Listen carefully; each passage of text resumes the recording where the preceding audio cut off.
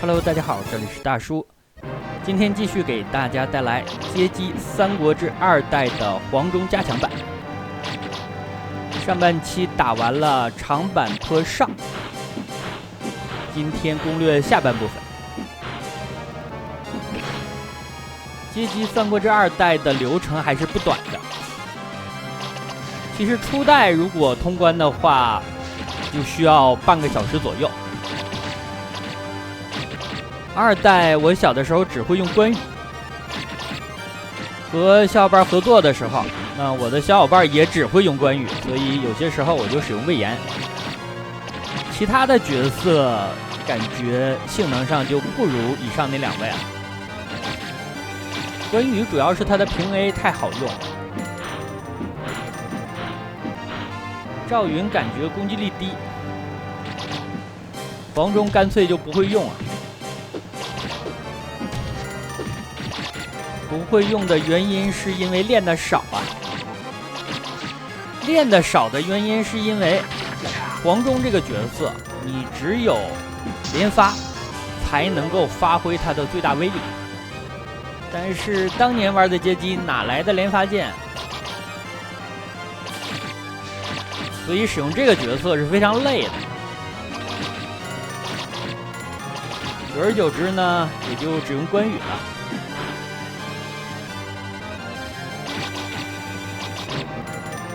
这个地方我可以把剑抢下来，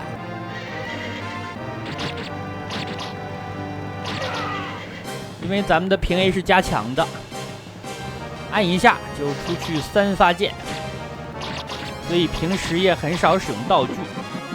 但是这里有一把名剑，就捡起来给大家演示一下。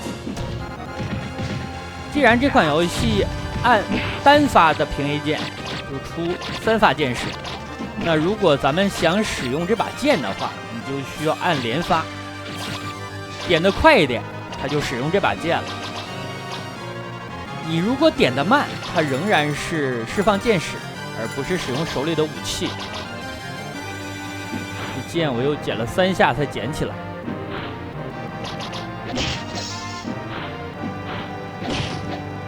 所以说咱们的平 A 优先级是高于武器的。这个现象就是改版带来的。黄忠的这个下跳加强的也不小啊，歪柔的范围相当夸张。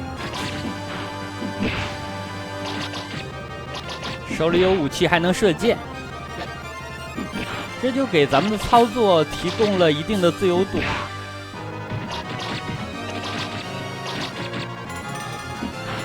黄忠我还录制过另外一个加强的版本，那个版本纯粹就是开了快速攻击，短时间内可以射出大量箭矢，但是飞行的轨迹还有攻击力和原版是一样的。对面3个 BOSS， 应该说2个半。赵氏兄弟有2条的血，被劈了一记刀光，叶明是忍不了了呀，太过分了，一个人就把这个桥守住了，只剩下1个 BOSS， 满地都是回血道具。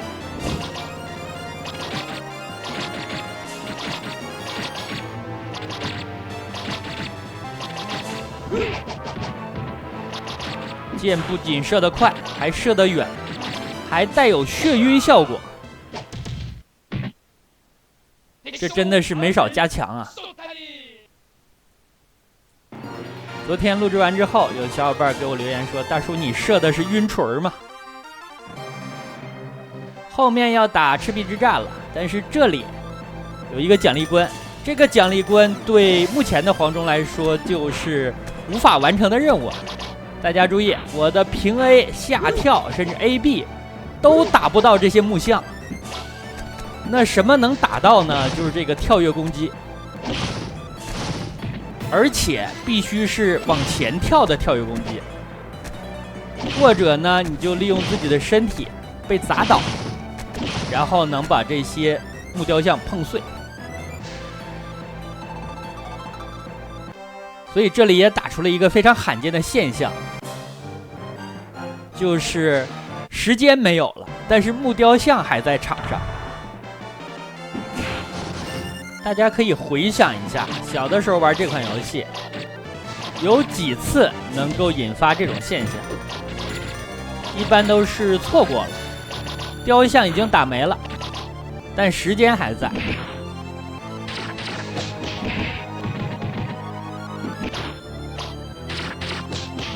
刚才一共有3个弓箭手，现在只剩下2个了，另外一个肯定是跑了呀。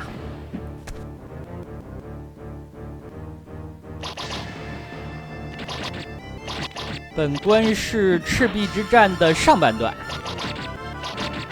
下一关是下半段。赤壁之战是本作的重头戏，毕竟本作的主标题叫做吞噬天地，副标题就是赤壁之战。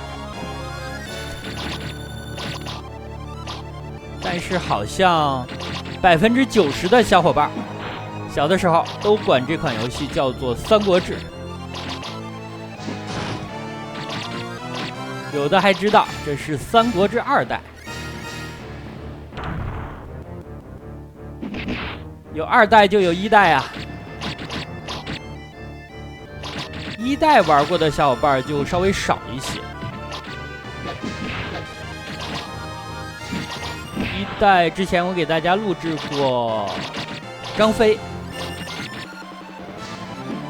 刘备好像也录制过，但是那是开了连发的。1代是骑在马上，强制卷轴的。这把圣剑还能打下来。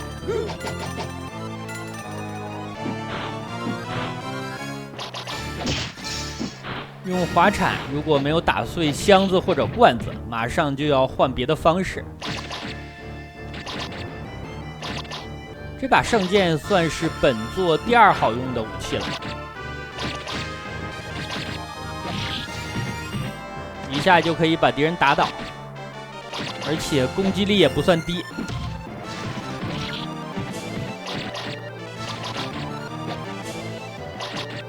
这款游戏的武器也就草剃剑，还有这把圣剑，攻击力还能看。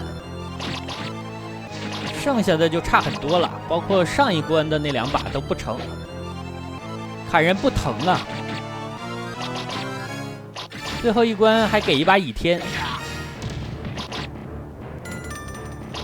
倚天是一把能够多段攻击的剑，但是攻击力也一般。这里打张文远，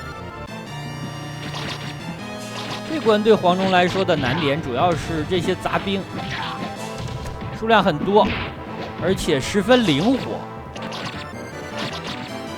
我先清一下他们，然后在局部和张辽形成单挑，这样的话就简单多了。张辽眩晕的样子比较少见，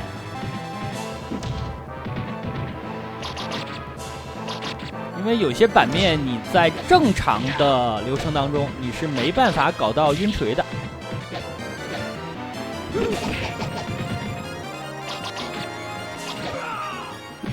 打完，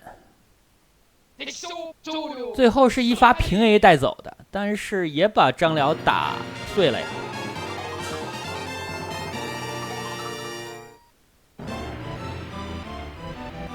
赤壁之战第2部分，后面就是华容道了。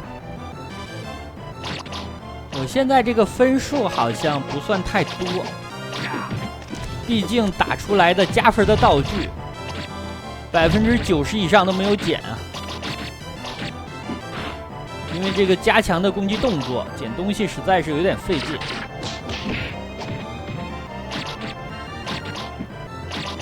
这个桥上的敌兵士气不是很高，我感觉逃跑率大概在25%左右，经常有弓箭手或者是肥肥一类的，碰一下就跑了。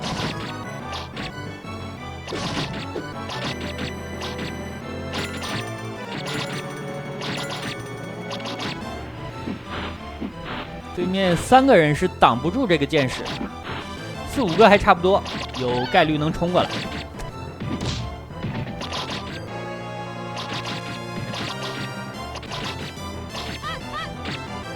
这刚说完4、5个人还差不多呀，结果被每一个人的飞刀就打倒了。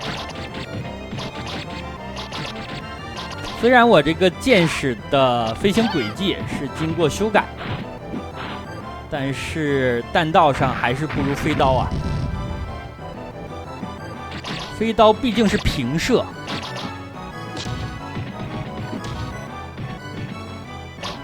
之前给大家录制过2个3美的改版，好像2个版本里边都可以扔飞刀吧。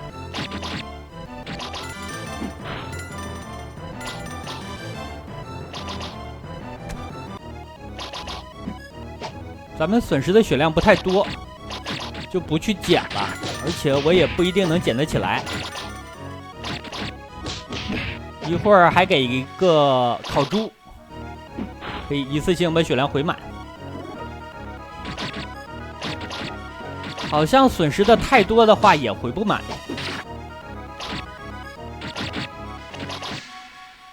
我刚才使用的下上 A 判定上就有点变化。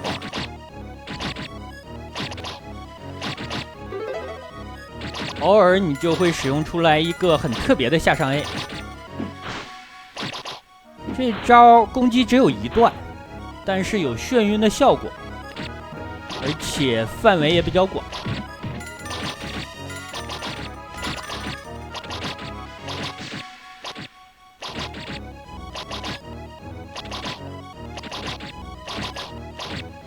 这个肥肥要绕后。这个 AI 很眼熟啊，大家如果小的时候玩战斧的话，就知道了，那里的杂兵肯定是会绕后的。屏幕上如果有2个的话，其中1个一定会往你的身后绕。三国志的 AI 还可以，没有那么残暴，但是很多杂兵的走位你也能够很容易看出意图。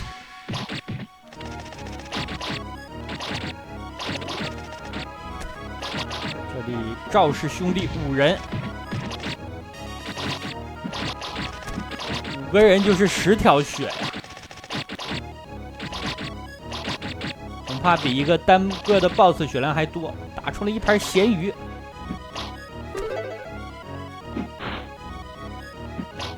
这明明就是鱼啊，但是小的时候为什么总管它叫咸鱼呢？我估计不只是我，很多小伙伴也是这么叫的。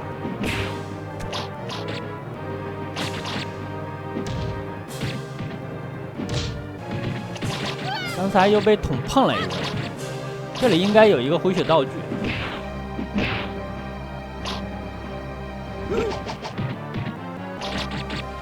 有敌人在这儿，我就不去试平 A 和下跳了，大概率是打不开的。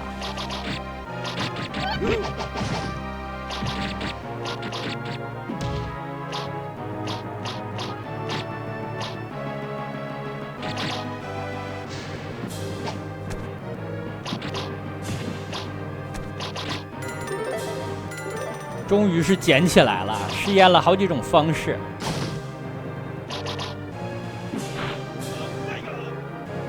这里的 BOSS 战又不好打，徐晃这个货在马上，我要想办法把他打下来。在马上是不吃晕的，所以有马真的讨厌啊。咱们要把它破解一下。好，打下来了，把马弄走，停在屏幕边缘。但是这里的版面长度是不足以让 BOSS 放弃骑马的意图。它不像是第2关夏侯惇那里，夏侯惇所在的版面比这个要更宽一点。马已经跑了。这样的话稳了呀，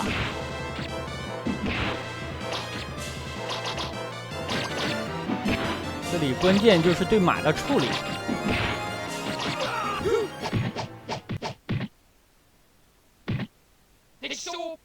后面就是最后一关。最后一关的 BOSS 战不是很好打，3美加上吕布。反而最终 BOSS 战打的曹操比较简单，你只需要注意一下炸弹，不要被拖时间，就能把它干掉。这里我应该还是捡草剃剑的，毕竟游戏当中的这把剑是攻击力最高的。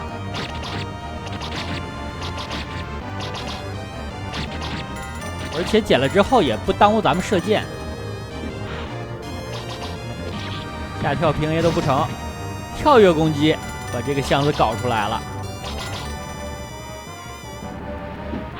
草剃，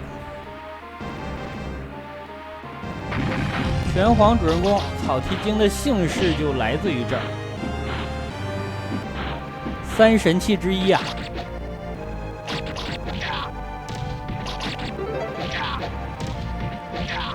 但小的时候都不读草剃呀。都读草雉，毕竟这也算是一个生僻字了，它是除草的意思。好一点的读草雉，再差一些的就读草鸡了，草鸡剑。当年游戏里的生僻字很少有小伙伴能够读对。包括霰弹枪、火铳，还有三国里的很多的人名。重灾区就是荀彧啊。好在那个时候大家都不在意，反正你说出来了名字，别人知道是谁，也就达到了沟通的目的。你也别指望对面会纠正你，因为他也认为是那么读的。这把剑我就不捡了呀，攻击力实在太低，和咱们被加强过的平 A 相比不够看。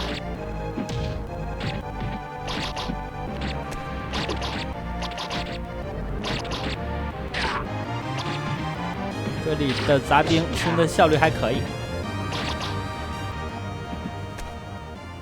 来到了本游戏最难的一场 BOSS 战，关键这个地方对面的杂兵是层出不穷啊！3美又上来2个弓箭手，我这里因为有超级平 A， 所以清兵的速度还可以。正常玩的话，只用平 A， 这个地方会积攒大量的杂兵。吕布被控住了，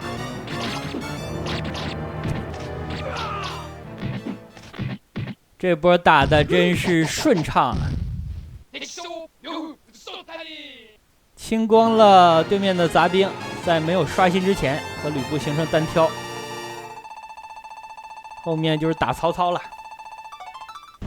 就是这个家伙啊，把什么孟德综合症传染给我的。有没有和我同病相怜的小伙伴啊？大家一起报仇吧！这样的话通关。那好吧，这样一款街机平台的《三国志2代》黄忠加强版就给大家录制到这里，感谢大家收看，咱们下个游戏再见。